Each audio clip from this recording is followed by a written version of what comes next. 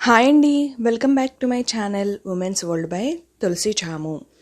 ఈరోజు వీడియోలో మనం ఇంట్లోనే ఈజీగా నెయ్యిని ఎలా ప్రిపేర్ చేసుకోవాలో ఈ వీడియోలో చూద్దాం. ముందుగా పాలను తోడింటి పెట్టుకోవాలండి. ఈ పెరుగుని మనం ఒక గంట సేపు ఫ్రిడ్జ్లో పెట్టడం వలన పైన ఉన్న తొక్క మనకి మందంగా వస్తుంది. లేకపోతే బయటే ఉంచడం వలన కొంచెం పల్చగా వస్తుందండి. చూసారు కదా, ఫ్రిడ్జ్లో పెట్టడం వలన ఇలా పైన ఉన్న మీగడ కొంచెం మందంగా వస్తుంది. ఇవి మావి గేదె పాలేనండి. ఇది 15 రోజులు స్టోర్ చేసుకున్నాం మేము ఈ మీగడని. ఇప్పుడు ఈ మీగడని మిక్సీ జార్లో వేసుకుని ఒక చిన్న గ్లాస్ వాటర్ని యాడ్ చేసుకోవాలి. ఇలా చిన్న గ్లాస్ వాటర్ని యాడ్ చేసుకుని ఒకసారి గ్రైండ్ చేసుకోవాలి. చూసారు కదా, వెన్నపూస వచ్చేసింది.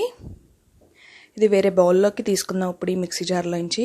చూసారు కదండి, వెన్నపూస అలానే మజ్జిగ మనకి సెపరేట్ అయిపోయాయి. ఈ వెన్నపూసని మనం వేరే బౌల్లోకి తీసుకుందాం.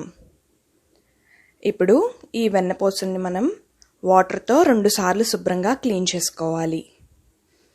ఇలా వెన్నపూసని 2 సార్లు శుభ్రంగా క్లీన్ చేసుకున్న తర్వాత స్టవ్ ఆన్ చేసుకుని గిన్నెని పెట్టుకోవాలి.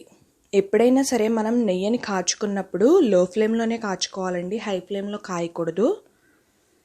ఇలా నెయ్యిని లో ఫ్లేమ్లో కాసుకోవాలి. చూసారు కదా, వెన్నపూస మెల్ట్ అవుతుంది. ఇలా పొంగు వస్తుంది కదండి. ఇప్పుడు ఒక గరిటెతో మనం కలుపుకోవాలి.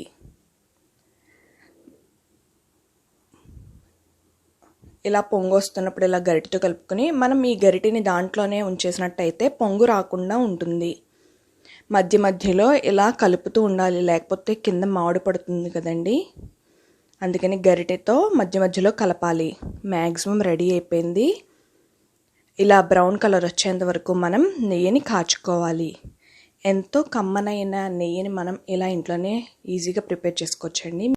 ఇప్పుడు స్టవ్ ఆఫ్ చేసుకుని నెయ్యిని వేరే బౌల్లోకి తీసుకుందాం.